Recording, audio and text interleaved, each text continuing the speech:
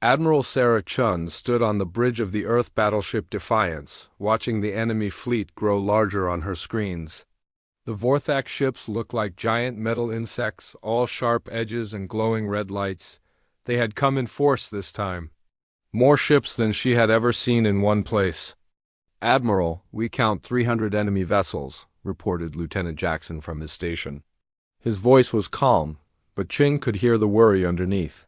300 ships was a lot, even for the Galactic Defense Coalition.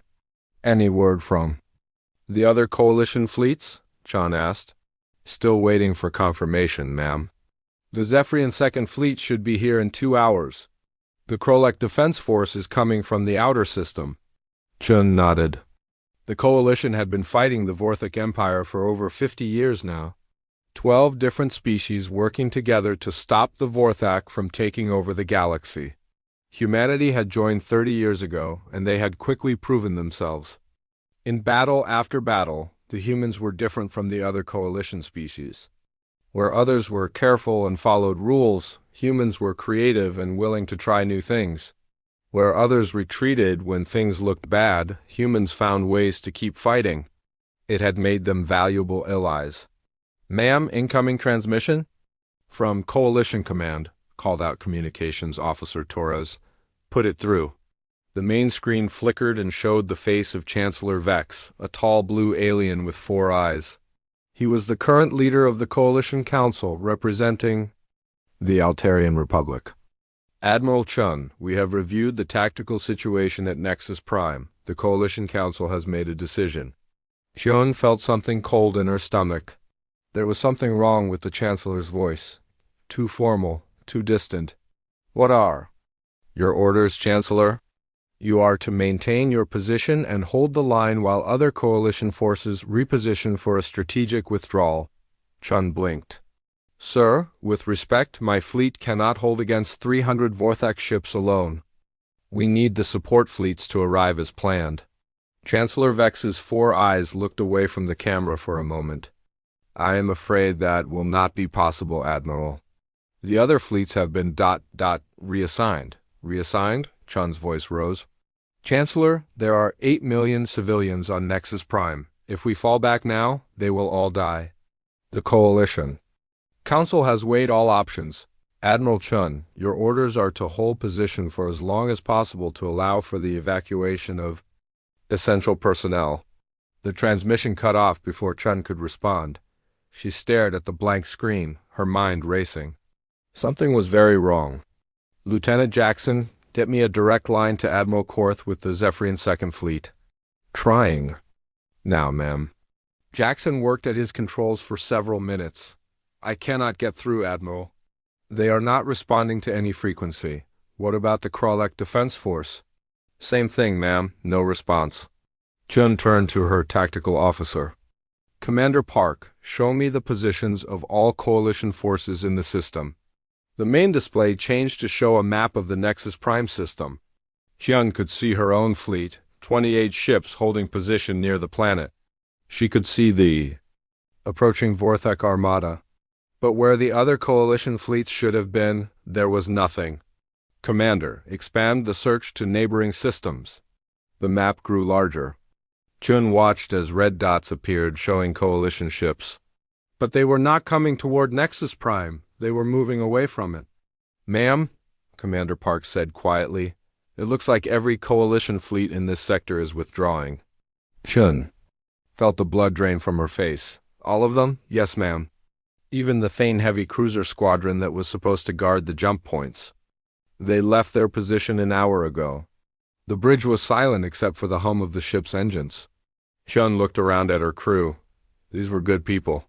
Human officers who had trained with coalition allies, fought beside them, bled with them. Many had alien friends serving on other ships. "Ma'am," Lieutenant Torres called out, "I am picking up some kind of transmission, not directed at us, but I can intercept it." "What language?" "Vorthak, ma'am." "But our computers have been translating their communications for years now." Chun nodded. During the Long War, both sides had learned each other's languages. "Put it through." The alien words came through the speakers, followed immediately by the computer's translation in flat, mechanical English. Vorthek Fleet Commander. To Coalition Council. The terms of our agreement are acceptable. Human forces are isolated as promised. We will proceed with the final assault on their positions. Once the human threat is eliminated, our forces will withdraw from all coalition territories as agreed. Chen felt like she had been punched in the stomach. She heard gasps from around the bridge. The words echoed in her mind. Agreement, as promised, human threat. Keep monitoring, she said, her voice barely above a whisper. More transmissions followed. Each one made the picture clearer and more horrible. The Coalition Council had made a secret deal with the Vorthek Empire. In exchange for peace, they would abandon humanity to be destroyed. The other 11 species would be left alone if they allowed the Vorthok to wipe out every human in the galaxy. Ma'am, Commander Park said, I am detecting Coalition IFF signals. Around the edge of the system, it looks like they are. Observing, Chun closed her eyes for a moment. When she opened them, her face was hard as stone. Show me. The display zoomed in on several ships holding position at the very edge of sensor range. They were coalition vessels from different species, watching, waiting to see humanity die. Admiral, Lieutenant Jackson said, the Vorthok fleet is moving into attack formation. Chun looked at the approaching enemy ships. 300 vessels against her 28. Under normal circumstances, the coalition would send everything they had to stop such a force. The battle plan had called for over 200 coalition ships to defend Nexus Prime. Instead, humanity stood alone. Ma'am, what are your orders? Asked Commander Park. Chun thought about the 8 million people on the planet below. Human colonists, but also aliens who had chosen to live in human space. Families, children, people who trusted the coalition to protect them. She thought about the 30 years of alliance. The battles they had fought together, the friends she had made among the other species. The trust that had been built and now shattered. She thought about Earth, about all the human colonies scattered across the galaxy. If the coalition had betrayed them here, what would happen to the rest of humanity? Admiral? Commander Park said again. Chun straightened her shoulders. Send a message to all human forces in the system. Tell them what we have learned. Tell them we stand alone. Yes, ma'am. And Commander Park? Ma'am? Change our status from coalition defense to independent operations. Park understood immediately. Coalition rules of engagement were strict. Things like civilian shields, attacking supply lines, using certain weapons, all forbidden by treaties humanity had signed in good faith, but if the coalition had broken faith first, then humanity was no longer bound by those treaties. Aye, aye, Admiral. Independent operations. Chun looked at the Vorthok fleet again. 300 ships. It was suicide to fight them. But running away meant leaving 8 million people to die. It meant accepting that humanity could be thrown away whenever it was convenient. All ships, prepare for battle. We hold the line. Ma'am. Lieutenant Torres said, incoming transmission from the planet. Governor Martinez wants to speak with you. Put him through. Governor Martinez appeared on screen. He was an older man with gray hair and worried eyes. Behind him, Chen could see the lights of New Geneva, the capital city of Nexus Prime. Admiral, we are tracking a large enemy force heading our way. Can you tell me the status of our defenses? Chen met his eyes. Governor, I need to be honest with you. The coalition has abandoned us. We are facing the enemy alone. Martinez was quiet for a long moment. How alone? 28 ships against 300. I see. Martinez nodded slowly. What do you recommend, Admiral? We can try to evacuate as many people as possible. Get them to the outer colonies, maybe to Earth. And if we stay and fight? Chun did not want to lie to him. We will probably all die, Governor. But we might buy enough time for more people to escape. Martinez looked over his shoulder at the city behind him. Admiral, there are children in the schools down here, families having dinner. People who went to sleep last night thinking they were safe. I know, sir. The coalition ships that are watching from the edge of the system, are they planning to help if things go badly? Chun's jaw tightened. No, sir. They are here to make sure we lose. Martinez was quiet again. When he spoke, his voice was different, harder. Then we fight, Admiral. We show them what it costs to betray humanity. Governor, you should understand. Admiral Chun, my daughter. Lives on Earth. My son commands a patrol ship near Alpha Centauri. If we run now, if we show that humans can be scared away from defending our own people, what happens to them next? Chun understood. This was not just about Nexus Prime anymore. This was about what humanity would be in the galaxy. Would they be a species that could be thrown away when convenient? Or would they be something that others feared to betray? All right, Governor, we fight. Good. I will coordinate the planetary defenses from here. Governor Martinez out. The transmission ended. Chun looked around her bridge again. Every face was focused and determined. These people understood what was happening. They knew they were probably going to die. But they also knew why they had to fight. Admiral, Commander Park reported. All ships report ready for battle. Lieutenant Jackson, open a channel to all human vessels. Channel open, ma'am. Chun thought about what to say. These were people who had served the Coalition faithfully for 30 years. People who had friends among the aliens who had just betrayed them. People who were about to die far from home. This is Admiral Chun to all human forces. You know the situation. We have been abandoned by those we called allies. We face an enemy that wants to wipe out our entire species. The odds are not good. She paused, looking at the tactical display. The Vorthak ships were getting closer. But we are not just fighting for Nexus Prime today. We are fighting for every human in the galaxy. We are fighting to show that humanity cannot be discarded when it becomes inconvenient. We are fighting to prove that betraying us comes with a price. Chun's voice grew stronger. So we will hold this line. We will make them pay for every meter of space. And when other humans learn what happened here, they will know that we did not go quietly into the dark. She looked at the approaching enemy fleet one more time. All ships, engage when ready. Make them remember this day. The battle for Nexus Prime was about to begin. Humanity stood alone, betrayed by their allies, facing impossible odds, but they would fight anyway, because that was what humans did.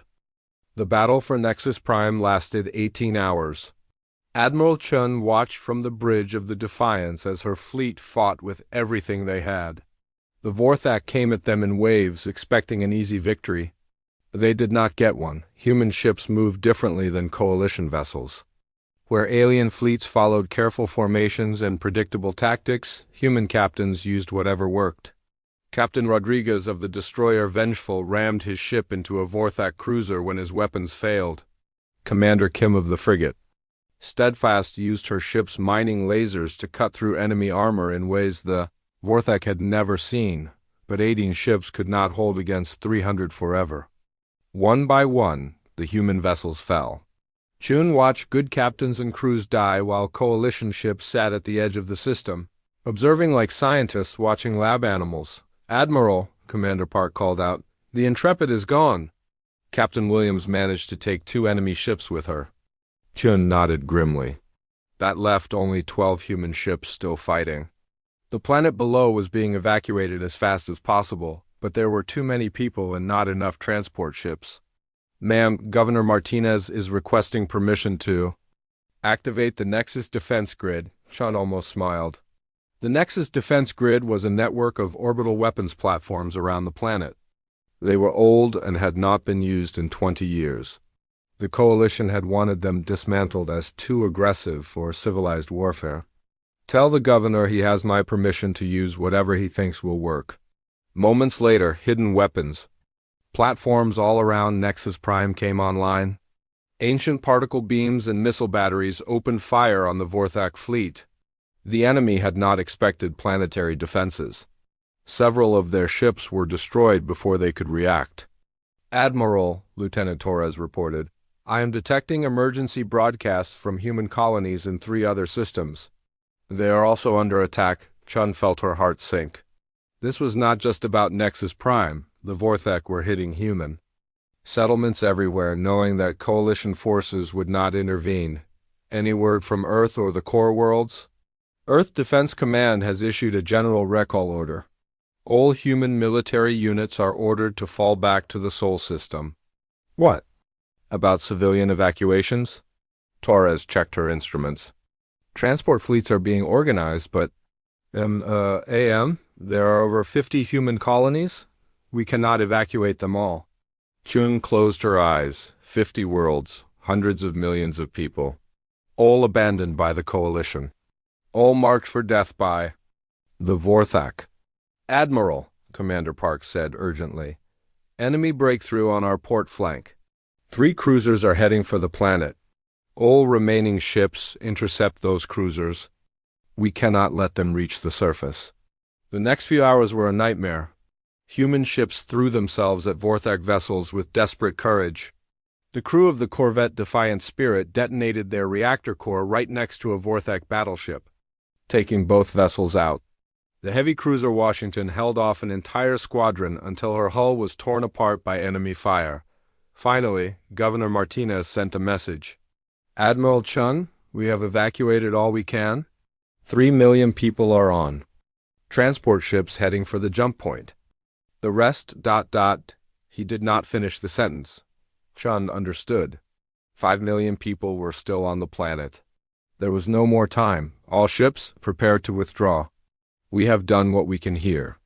Ma'am, Commander Park said quietly, the transport. Convoy needs an escort. The Vorthak will chase them.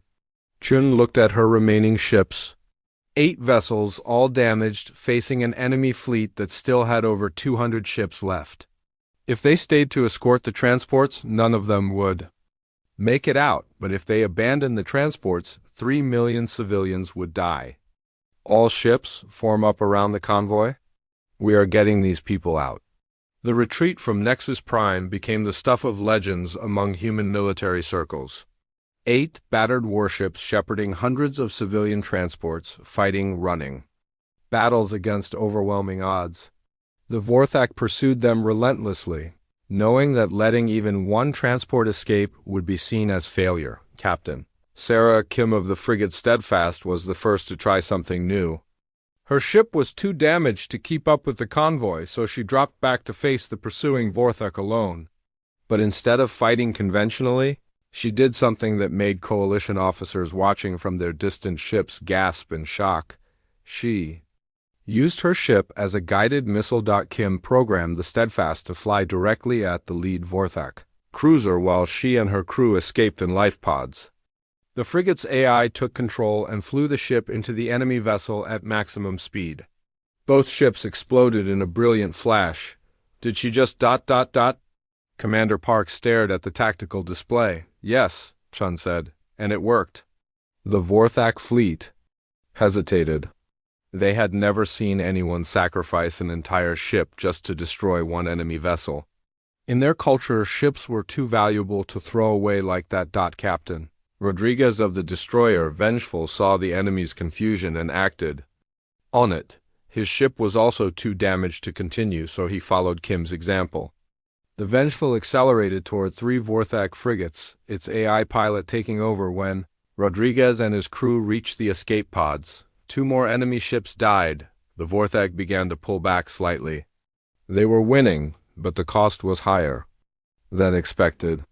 These humans were fighting like cornered animals, willing to trade their lives for minor tactical gains. Admiral Chun realized something important was happening.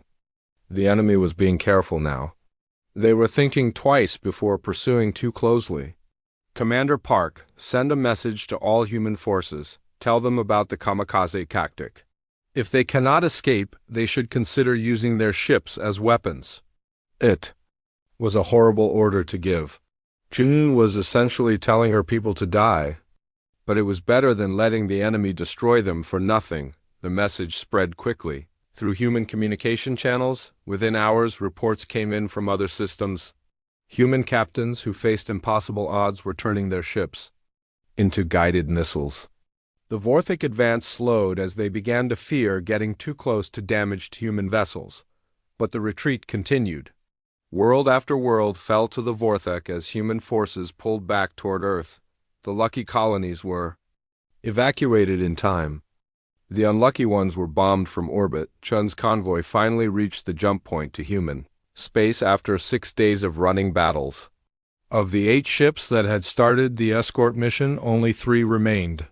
But they had saved 3 million lives. As they jumped to safety, Chun received a transmission from Earth. Fleet Admiral Harrison, the highest-ranking human military officer, appeared on her screen. Admiral Chun, report? Sir, Nexus Prime has fallen. We evacuated what civilians we could, but the planet is lost. The Coalition has abandoned us completely. Harrison nodded grimly. We know.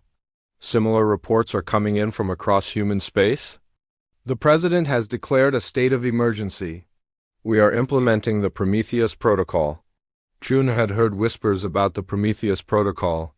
It was a plan developed years ago for the worst possible scenario. She had hoped it would never be used. Sir, what are my orders? Get your people to Earth. We need every ship and every experienced officer. We are pulling back to the core worlds and preparing for a siege. What about the outer colonies? Harrison's face was stone. We will save who we can, Admiral, but we cannot save everyone. The Coalition made sure of that. After the transmission ended, Chun stood alone on her bridge. Around her, the crew worked quietly at their stations. They had just lost their home, watched friends die, and learned that their allies had betrayed them. But they were still functioning. Still fighting. Lieutenant Torres looked up from her station. Admiral, we are receiving distress calls from the Kepler system. The 4th Colonial Fleet is trapped there. Chun looked at the star charts. Kepler was far from Earth, deep in what had been Coalition space. Getting there would be dangerous. Getting back would be nearly impossible. How many ships does Admiral Park have in his fleet? 15 vessels, ma'am. Plus civilian transports with about 2 million colonists. Chun made her decision. Set course for Kepler. We are not leaving anyone behind. Ma'am, Commander Park protested, our orders are to return to Earth. Our orders are to save human lives, Chun replied. These people did that at Nexus Prime. We will do it at Kepler. The journey to Kepler took 4 days.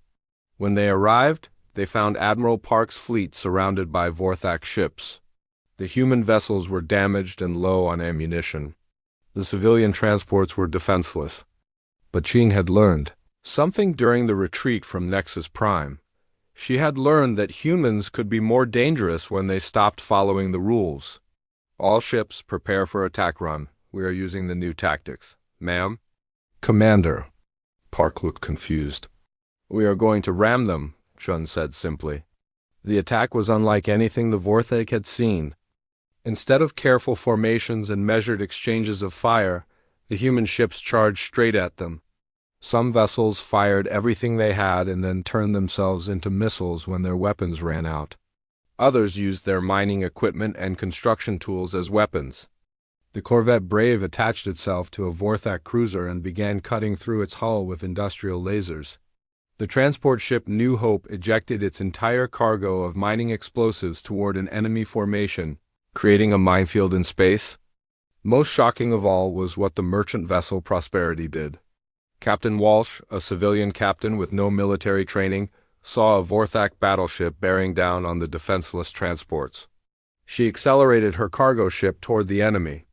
Vessel, broadcasting on all frequencies, this is for my daughter on New Shanghai. The Prosperity hit the battleship's ammunition storage. Both ships disappeared in an explosion that could be seen from the other side of the system. The Vorthak fleet broke off the attack. They had won the tactical engagement, but the cost was too high. These humans were insane. They threw away valuable ships like they were rocks. Admiral Park's fleet escaped with chained ships. Together they began the long journey back to Earth, but something had changed during the battle at Kepler. Admiral, Lieutenant Torres reported, we are receiving messages from human settlements all across the galaxy. Word is spreading about our new tactics. Chun read the reports. Human captains everywhere were abandoning Coalition rules of engagement. They were using whatever weapons they could find, ignoring the laws of war, treating their ships as expendable resources instead of precious assets. The Vorthak advance was slowing. Not because they were losing battles, but because the cost of each victory was becoming too high. "Ma'am," Commander Park said, "there is something else. Intelligence reports say the coalition species are concerned about what we are doing." "What do you mean?" "They expected us to fight like coalition members, careful, controlled, following the rules. Instead, we are fighting like ... like what?" Park hesitated. "Like barbarians, ma'am." "They're calling us barbarians," John almost laughed.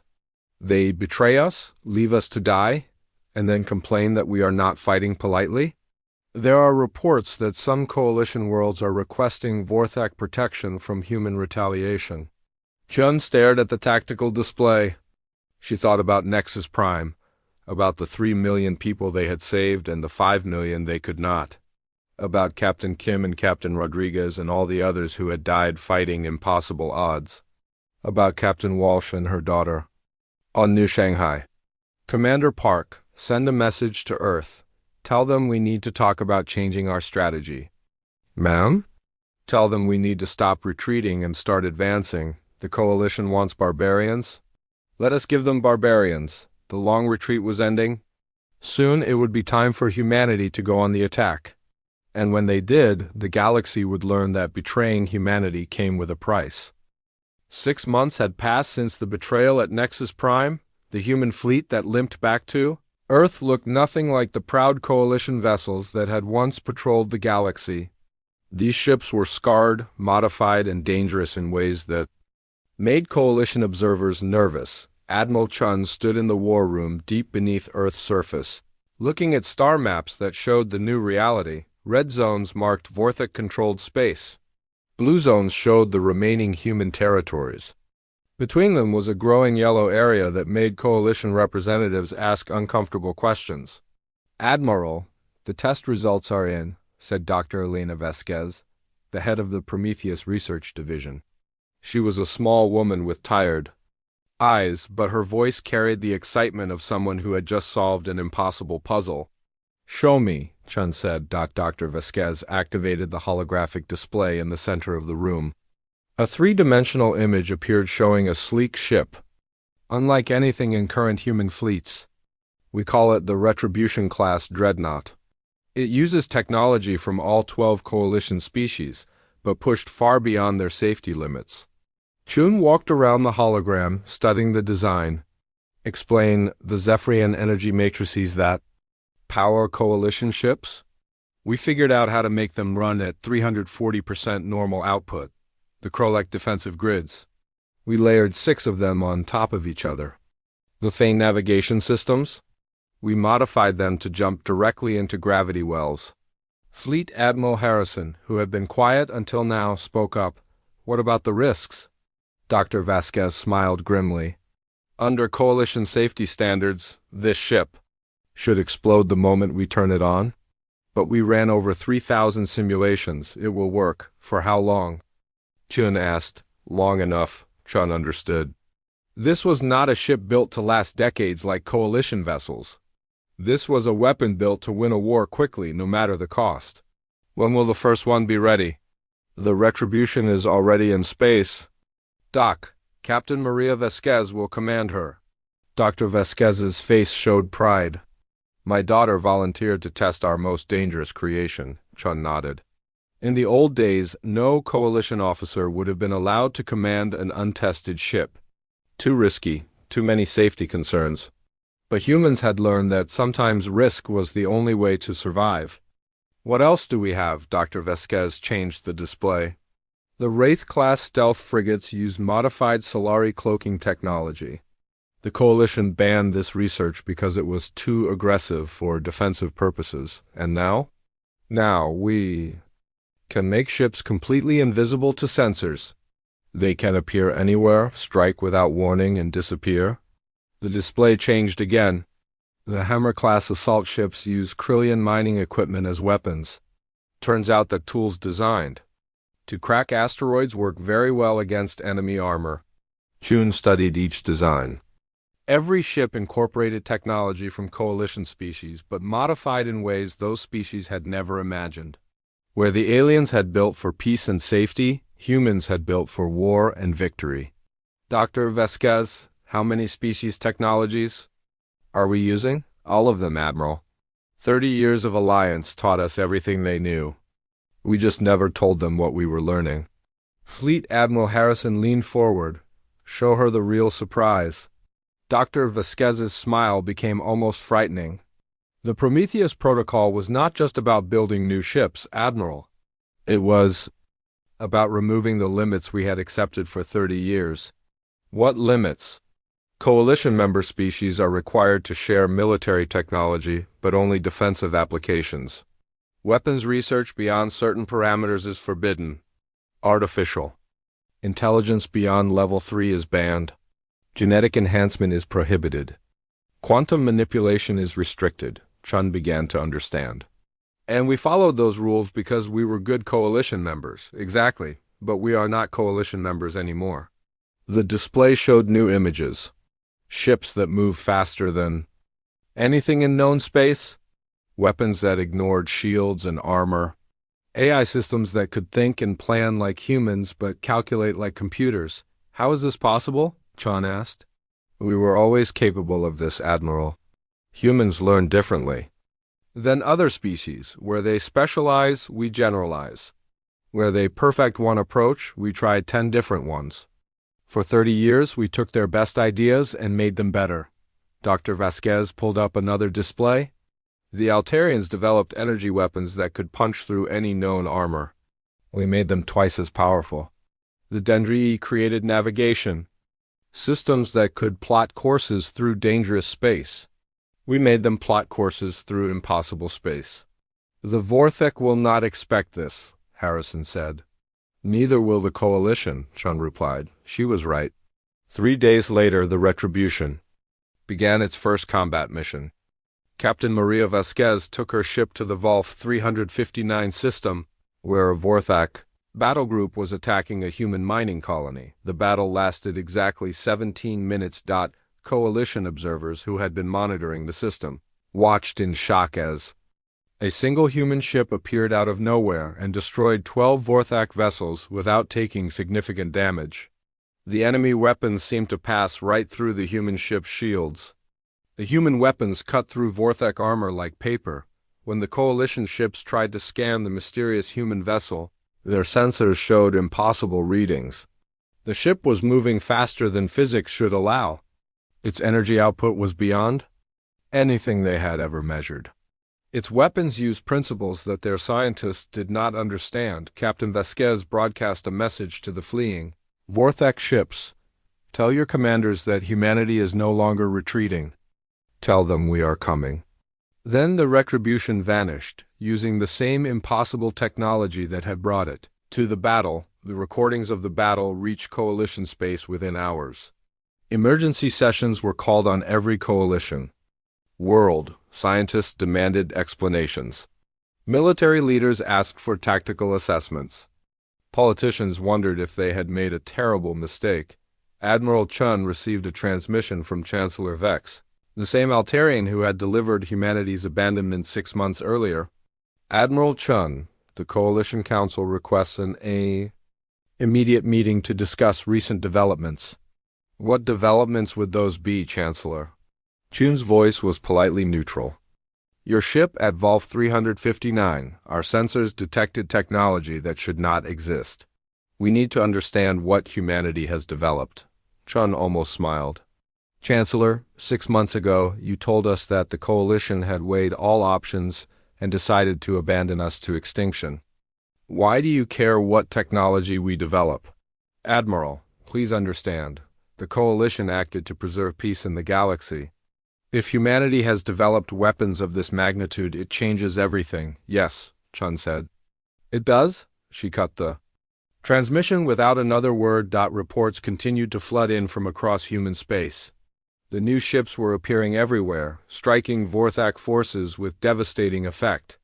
But more importantly, they were showing the galaxy that humanity was no longer the same species that had joined the Coalition 30 years earlier. At the Kepler system, 3 Wraith-class stealth frigates attacked a Vorthak supply convoy. The enemy never saw them coming. 60 transport ships carrying weapons and supplies simply exploded without warning. When Vorthak warships arrived to investigate, they found only empty space dot in the Tau Ceti system. A single Hammer-class assault ship destroyed an entire Vorthak orbital station using modified mining equipment. The weapons tore through the station's structure like it was made of paper. Coalition observers noted that the human ship used tactics that were unnecessarily brutal by civilized standards. At Ross 128, a human fleet appeared using the new jump technology. They materialized inside the gravity well of the planet, something that should have torn their ships apart. Instead, they destroyed the Vorthak occupation force and disappeared. Before reinforcements could arrive, the Coalition Council held another emergency meeting. "These humans are using technology we do not understand," reported General Korth of the Zephyrian Republic. "Their ships violate several known laws of physics." "Impossible," declared Chief Scientist Myra of the Krolek Federation. "We have been monitoring human technology development for 30 years. They never showed this capability." Admiral Chen's voice came from the communication system. She had not been invited to the meeting, but human ships were now monitoring all Coalition communications. "You monitored what we allowed you to monitor?" she said calmly. "For 30 years we followed your rules, your limitations, your definitions of what was acceptable.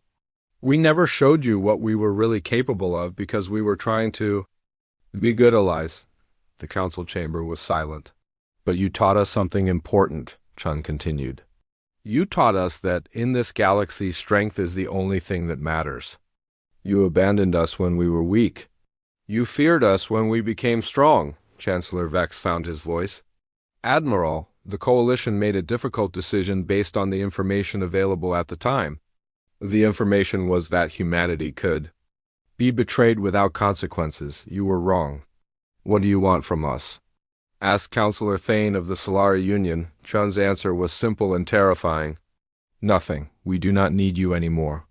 The transmission ended, leaving the Coalition Council in stunned silence. Captain Maria Vasquez continued her campaign against Vorthak forces, now commanding a small fleet of the new Retribution-class ships. Each battle taught humanity more about their own capabilities and their enemies' weaknesses. At the Battle of Procyon, she demonstrated the true power of human innovation. The Vorthak had assembled their largest remaining fleet, over 400 ships, to make one final push toward Earth. Coalition observers expected this to be humanity's end. Instead, it became the Vorthak Empire's worst nightmare. Vasquez brought 12 human ships against 400 Vorthak vessels. On paper, it was hopeless. In reality, it was over before it began. The human ships used their impossible speed to appear throughout the enemy formation simultaneously. They used weapons that seemed to ignore shields and armor. They coordinated their attacks with precision that suggested artificial intelligence far beyond Coalition standards. But most shocking of all was their ruthlessness. When Vorthak ships tried to surrender, the humans ignored them. When enemy vessels attempted to retreat, the humans hunted them down. There was no mercy, no quarter given, no respect for the traditional rules of space warfare. Within 3 hours, the entire Vorthak fleet was destroyed. Not defeated, not routed. Completely annihilated. Captain Vasquez broadcast her report to all nearby systems, knowing that Coalition observers would intercept it. "This is Captain Maria Vasquez of the Terran Federation Navy. The Vorthak Empire's main battle fleet has been eliminated. Any remaining Vorthak forces have 48 hours to surrender unconditionally or face the same fate." She paused, added something that made Coalition leaders feel cold fear. "This message also applies to any other species that supported the Vorthak invasion of human space. You know who you are? You have 48 hours?" The message was clear. Humanity was no longer just fighting the Vorthak. They were coming for everyone who had betrayed them. On Earth, Admiral Chun received reports of Coalition fleets mobilizing. Not to help fight the Vorthak, but to defend Coalition space from humanity. "They are afraid of us now," Dr. Vasquez reported. Intelligence suggests several coalition species are requesting mutual defense agreements. Against us? Against us. Chun looked at the strategic display. 6 months ago, humanity had been abandoned and left to die. Now, 12 alien species were forming military alliances to protect themselves from human retaliation. Dr. Vasquez, how many new ships can we produce? With our current manufacturing capacity? About 100 per month. Not enough. Double it. Admiral, that would require converting all civilian manufacturing. Do it, and Dr. Vasquez? Yes, ma'am? Start working on bigger ships. I think we are going to need them. As the reports of human victories spread across the galaxy, a new reality began to emerge. The species that had abandoned humanity to save themselves now faced a choice: submit to human authority or face the consequences of their betrayal. The galaxy was about to learn that humans had very long memories and very creative ways of seeking justice. Admiral Chun stood in the command center on Earth, watching the largest military operation in human history unfold. On the screens around her, hundreds of ships prepared for what the military had code-named Operation Reckoning. It had been 1 year since the betrayal at Nexus Prime, and humanity was no longer running. "Admiral, all fleets report ready," announced Captain Torres, who had been promoted after surviving the retreat from Coalition space. 240 ships in 12 strike groups. Chun nodded. The numbers were impressive, but more impressive was what those ships could do. Every vessel had been built with one purpose: to make the galaxy pay for abandoning humanity to die. "Communications, patch me through to all fleet commanders." "Channel open, ma'am." Chun looked at the faces of her captains on the display screens. These were not the same officers who had served the Coalition faithfully for 30 years. These were people who had watched friends die while alien allies ran away. People who had seen human colonies burned from orbit while Coalition observers took notes. "Commanders, you know your targets. 12 Coalition worlds that voted to abandon us. 12 species that thought humans could be thrown away when convenient." Chun's voice was calm, but everyone could hear the steel underneath. "Today we show them the cost of betrayal." Captain Maria Vasquez spoke from the bridge of her flagship Retribution. "Admiral, what are the rules of engagement?" "There are no rules anymore, Captain. The Coalition broke them first."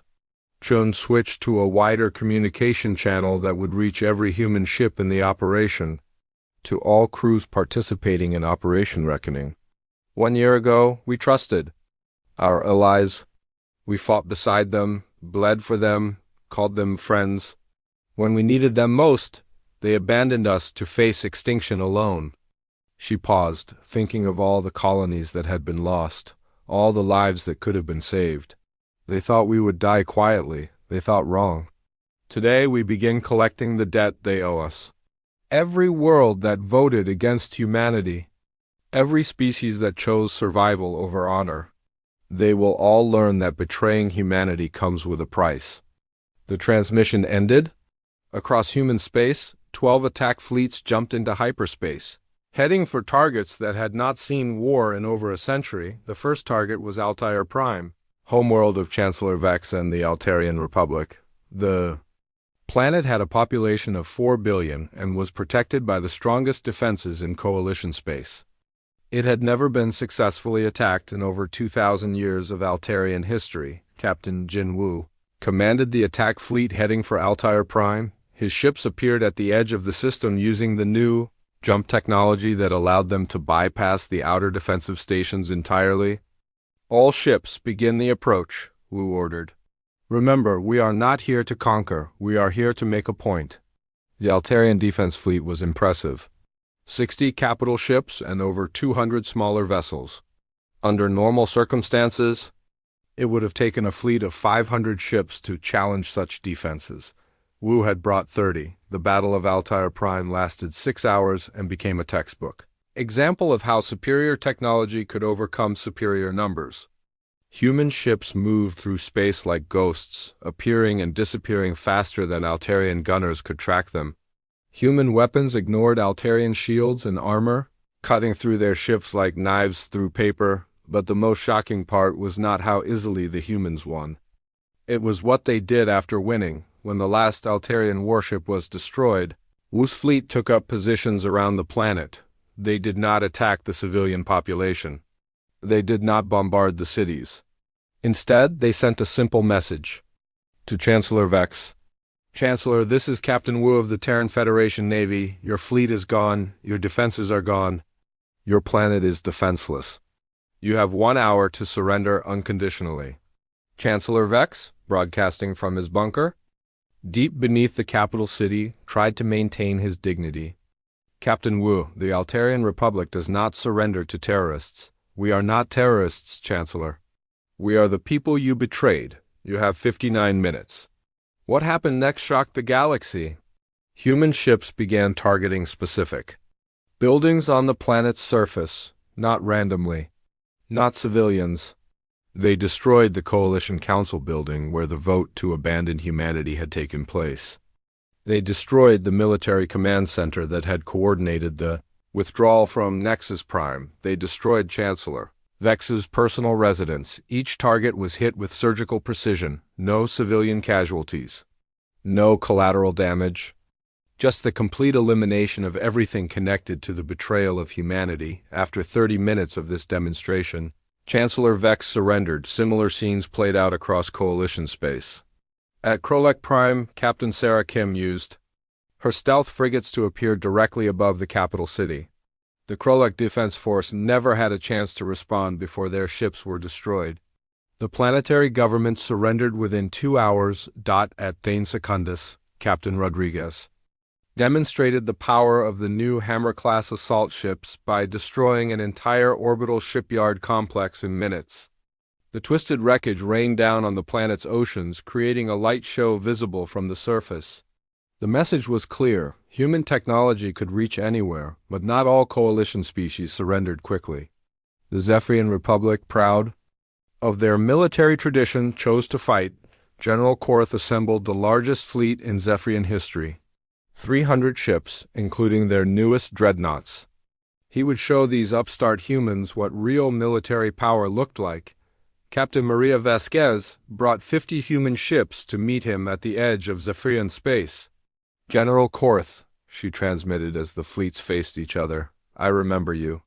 You were at the War Council when humanity requested support at Nexus Prime. You voted to abandon us. Captain Vasquez, the Zephyrian Republic does not negotiate with pirates. Pirates? Vasquez actually laughed. General, we are not pirates. We are your former allies, the ones you left to die. The Battle of Zephyr was the largest space engagement since the Coalition Wars 3 centuries earlier. It was also the most one-sided. Zephyr-Ian ships were built for traditional space warfare. Long-range exchanges of fire between formations moving at predictable speeds. The tactics had worked for them for thousands of years. Human ships fought like nothing the Zephyrians had ever seen. They used their impossible speed to appear inside Zephyrian formations. They ignored traditional battle lines and attacked from all directions at once. They coordinated their movements with inhuman precision. Most disturbing of all, they seemed to know exactly where to hit Zephyrian ships to cause maximum damage. Every human shot found weak spots in armor. Every attack targeted critical systems.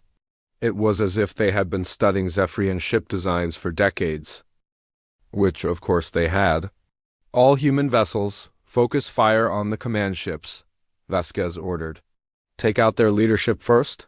General Korth watched in horror as his flagship's shields collapsed under human fire. How's this possible? He demanded of his tactical officer. Sir, they are using our own weapon frequencies against us. Their attacks are perfectly calibrated to penetrate our defenses. That is impossible. Our shield technology is classified. Sir, humanity has been our ally for 30 years. They have had access to all our technical specifications.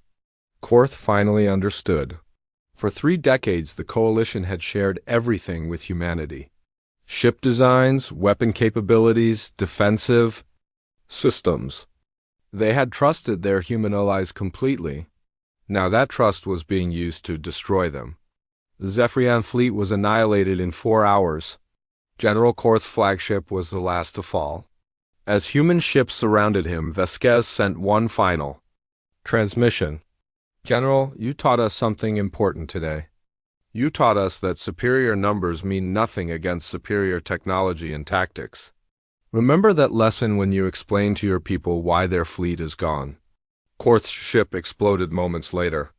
Across the galaxy, Coalition species watched the reports with growing terror. Every engagement followed the same pattern. Human fleets appearing without warning, destroying everything that opposed them, and then making simple demands, unconditional surrender. The Solari Union tried to negotiate. Ambassador Thane contacted Admiral Chun directly, offering to discuss terms for a peaceful resolution. Admiral Chun, surely we can find a diplomatic solution to this crisis. Ambassador Thane, 1 year ago I sent similar messages to your government. I begged for support at Nexus Prime. Your response was to vote for our abandonment. Tell me, why should I listen to you now? Admiral, the Solari Union has always believed in peaceful resolution of conflicts. Unless those conflicts involve defending your allies, apparently. Chun's response was broadcast to every Solari world simultaneously. The Solari Union has 72 hours to surrender unconditionally. If you refuse, we will demonstrate why peaceful species should not betray violent ones. The Solari government chose to surrender rather than test human resolve. Similar ultimatums went out to every coalition species. Most surrendered without fighting. A few tried to resist and, were crushed. None were able to mount an effective defense against human technology and tactics. The Dendry Collective, known for their advanced computer systems, tried to hack human ship networks. They discovered that human AI was far more sophisticated than anything they had imagined. Their attack programs were not only defeated but turned back against them. Within hours, every computer system in Dendry space was under human control. The Antares Federation attempted to use their diplomatic immunity to appeal to neutral species for protection. They discovered that there were no neutral species left. Everyone in the galaxy was either surrendering to humanity or preparing to do so. The Rigel Consortium tried to buy their way out of the crisis, offering to pay enormous tribute to Earth. Admiral Chun's response was simple. You cannot buy forgiveness for betrayal, but you can surrender and hope for mercy. As coalition resistance crumbled, something else was happening that terrified the remaining free worlds. The Vorthak Empire, humanity's original enemy, was collapsing completely. Human forces had turned their attention to the Vorthak after securing coalition space. The alien empire that had threatened the galaxy for centuries was being systematically destroyed by fleets that appeared anywhere they wanted and struck without warning. Vorthak worlds that had never seen enemy ships suddenly found human fleets in their skies. Ancient Vorthak fortresses that had stood for millennia were reduced to rubble in hours. The Emperor himself was forced to flee his capital when human ships appeared directly above his palace. Captain Vasquez led the final assault on the Vorthak homeworld. She brought 200 human ships against the last organized Vorthak defense force. The battle was over in 90 minutes. As Vorthak cities burned and their fleets drifted as wreckage, Vasquez broadcast a message to the entire galaxy. This is Captain Maria Vasquez of the Terran Federation Navy. The Vorthak Empire is no more. Their military is destroyed. Their government is dissolved. Their territory is now under human administration. She paused, looking at the burning world. Below, to all remaining free worlds in the galaxy, you have seen what happens to those who threaten humanity.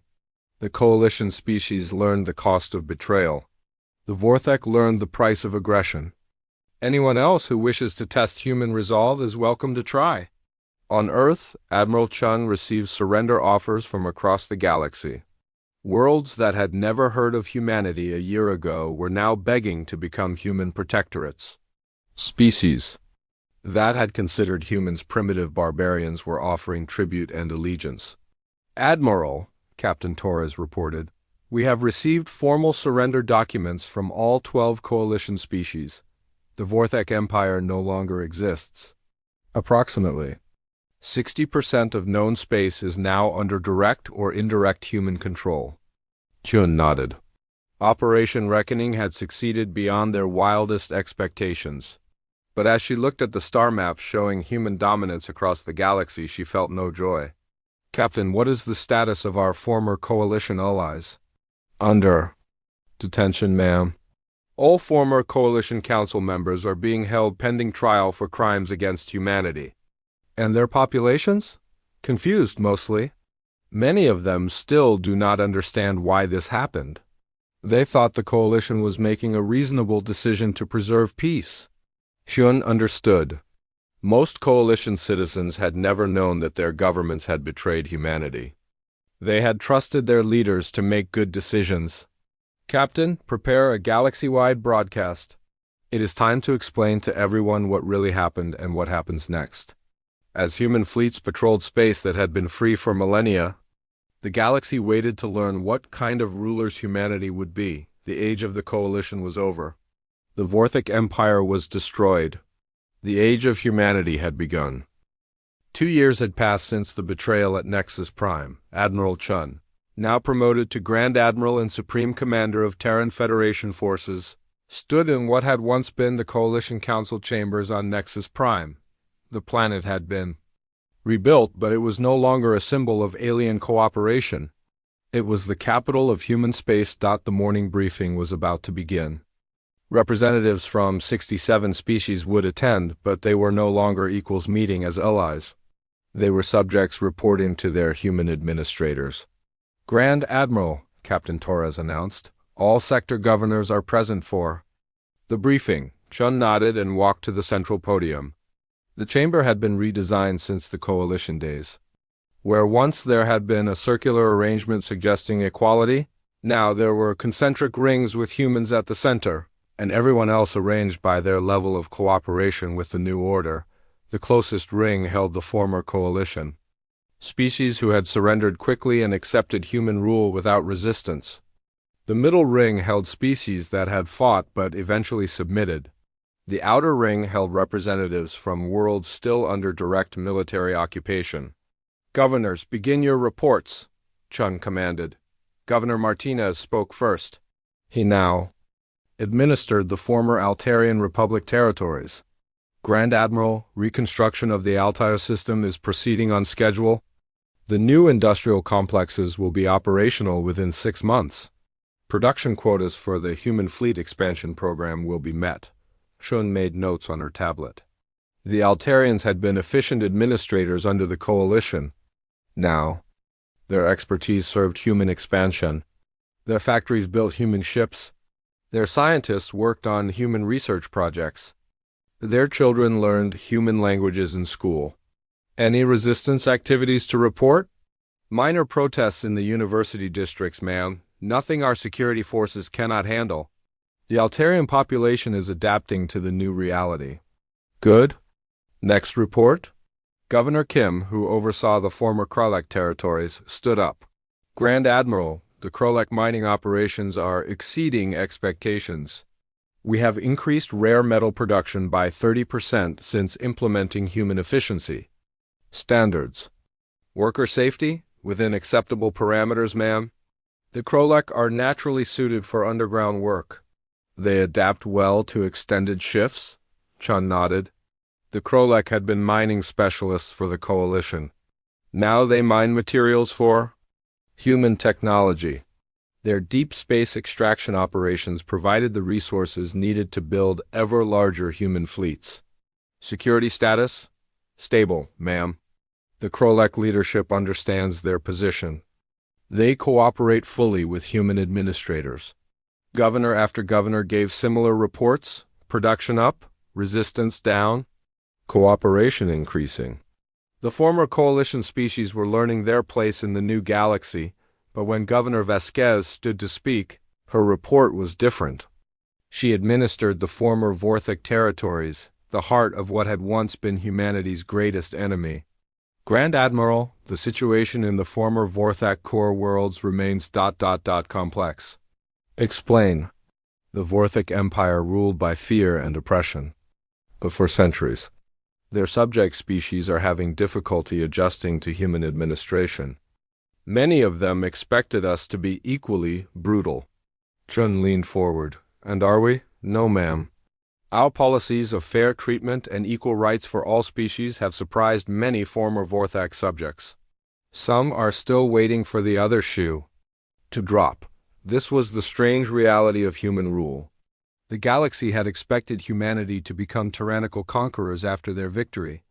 Instead, human administrators were proving to be more fair and efficient than either the Coalition or the Vorthak had ever been. Productivity in the former Vorthak territories? Increasing rapidly, ma'am. When people are not afraid of being executed for minor mistakes, they work much better. Several species have requested permanent human protection even after their probationary period's end. Chun almost smiled. The Vorthak had ruled through fear and violence. Humans ruled through competence and justice. The difference was showing in every measurable way. Any requests for independence? None, ma'am. The species that lived under Vorthak rule have no desire to return to the old system. They prefer human administration. After all the reports were finished, Chen addressed the assembled governors. These were mostly humans now, but some were aliens who had proven their loyalty to the new order. Governors, the Terran Federation has been in existence for 2 years. In that time, we have brought peace to a galaxy that knew only war. We have brought prosperity to worlds that knew only exploitation. We have brought justice to species that knew only oppression. She paused, looking around the chamber. But some of you may wonder about our ultimate goals. What does humanity want from this galaxy? Governor Martinez raised his hand. Grand Admiral, if I may ask, what happens when the current generation of human leaders is gone? Will our children and grandchildren maintain the same policies? It was a good question. Chun had been thinking about it herself. Governor Martinez, humanity did not seek to rule this galaxy. Rule was forced upon us by the actions of others. The Coalition betrayed us. The Vorthak tried to destroy us. We responded as any species would when faced with extinction. She activated the holographic display in the center of the chamber. It showed a map of the galaxy with human-controlled space highlighted in blue. But now we have responsibilities. 67 species look to humanity for protection, for justice, for leadership. We cannot simply abandon that responsibility. The display changed to show economic data. Production levels, trade volumes, living standards. Under human administration, galactic GDP has increased by 40%. Interspecies conflicts have decreased by 90%. Life expectancy across all species has improved. Crime rates have fallen to historic lows. Governor Kim spoke up. Grand Admiral, those are impressive statistics. But what about freedom? What about self-determination? Chun considered the question carefully. Governor Kim, can you define freedom? The right to make one's own choices, to govern oneself. I see. And tell me, when the Coalition Council voted to abandon humanity to extinction, were they exercising their freedom to make choices? Kim was quiet. When the Vorthak enslaved entire species and ground their cultures into dust, were they exercising their right to self-determination? Chun changed the display again. This time it showed images from the old Coalition archives. Species that had gone extinct under Vorthak rule. Worlds that had been stripped bare by Coalition neglect. Freedom without wisdom is destruction. Self-determination without justice is tyranny. For 3,000 years, this galaxy was free. Free to make war. Free to oppress the weak. Free to betray allies when convenient. She turned to face the assembled governors directly. Humanity offers something different. We offer order, we offer justice, we offer protection for those who cannot protect themselves. In exchange, we ask for cooperation and loyalty. Governor Vasquez raised her hand. Grand Admiral, what about species that refuse cooperation? What about those who still resist human rule? They are given choices, Governor. They can accept human administration and enjoy the benefits of our protection. They can request autonomous status and govern themselves under human oversight, Or they can choose to leave human space entirely. And if they choose violence? Chun's expression hardened. Then they discover why the Coalition and the Vorthak are no longer threats to anyone. After the briefing ended, Chin walked alone through the corridors of the rebuilt government complex. The walls displayed memorials to the human colonies lost. During the retreat, the names of ships and crews who had died fighting impossible odds. She stopped at one particular memorial. It listed the crew of the transport ship Prosperity, the civilian vessel whose captain had sacrificed herself and her ship to save refugee transports at the Battle of Kepler. Captain Walsh's daughter sends her regards, a voice said behind her. Chun turned to see Dr. Elena Vasquez, the scientist who had developed humanity's new technologies. The older woman looked tired but satisfied. How is she? Lieutenant Walsh is commanding a patrol ship in the former Vorthak territories. She says her mother would be proud of what humanity has accomplished. Chun nodded. Dr. Vasquez, do you ever wonder if we have become the very thing we fought against? You mean tyrants? Yes. Dr. Vasquez was quiet for a moment. Grand Admiral, I have seen the reports from across human space. Crime rates at historic lows. Economic prosperity for all species. Educational opportunities for every child regardless of their species or planet of origin. Medical care available to everyone. She gestured toward the memorial wall. The Coalition gave us democracy and left us to die. The Vorthak gave us slavery and called it order. We have given the galaxy justice and called it necessary. And you think that is enough? I think it is more than anyone else was willing to give. Chun looked at the names on the memorial wall again. Billions of humans who had died because their allies chose convenience over loyalty. Millions more who had died fighting to protect people who could not protect themselves. Dr. Vasquez, are we the villains in this story? Grand Admiral, I think we are the people who were left standing when everyone else fell down. History will decide if that makes us heroes or villains. That evening, Chun received a message from Earth. President Martinez, the former governor of Nexus Prime, who had chosen to fight rather than abandon his people, was now the elected leader of the Terran Federation. Grand Admiral, we have received a formal request from the Andromedan Trade Union. They want to establish diplomatic relations with the Terran Federation. Chun was surprised. The Andromedan Trade Union was a collection of species from outside the galaxy. They had watched the war between humanity and the Coalition from a safe distance. What do they want? Security guarantees, mostly. They have heard about our policies toward subject species. They want to ensure we have no territorial ambitions beyond our current borders. And do we? President Martinez was quiet for a moment. Grand Admiral, that is a question for the Federation Council to decide. But personally, I think we have enough responsibilities already, Chun agreed. Governing 67 species across thousands of worlds was challenge enough. Expanding further would only create more problems. Mr. President, what is the status of the former Coalition Council members? They are still in protective custody pending trial. The question is what to do with them.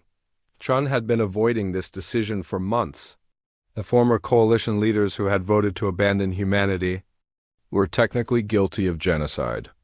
Under human law, they deserved execution, but executing them would make humanity look vindictive. Mr. President, I recommend exile. Exile? Send them to a remote system outside human space. Give them enough supplies to establish a small colony. Let them live with the consequences of their choices. That seems merciful. It is more mercy than they showed us. 2 years after humanity's rise to galactic dominance, the new order was firmly established. Species that had once seen humans as junior partners in the Coalition now looked to them for leadership and protection. Worlds that had known only war now experienced peace. People who had lived in fear now lived in security, but in her private moments, Grand Admiral Chun sometimes wondered about the cost. Humanity had gained the galaxy, but they had lost their innocence. They had become the strongest species in known space, but they had also become responsible for everyone else. The last entry in Chen's personal log that night was simple. We did not ask to rule the galaxy, we asked only to be left alone. But when the choice was between justice and extinction, we chose justice. The galaxy belongs to humanity now, not because we wanted it, but because no one else was willing to do what was necessary to protect the innocent. She paused, then added, "History will judge whether we were heroes or villains. But tonight, children of 67 species sleep safely because human ships patrol their skies. That will have to be enough." Outside her window, the lights of New Geneva sparkled in the darkness. The city had been rebuilt bigger and better than before. It was no longer just a human colony. It was the capital of an empire built not on conquest, but on the simple principle that some betrayals demand consequences. The galaxy had wanted monsters. Humanity had given them justice instead. Whether future generations would see the difference remained to be seen,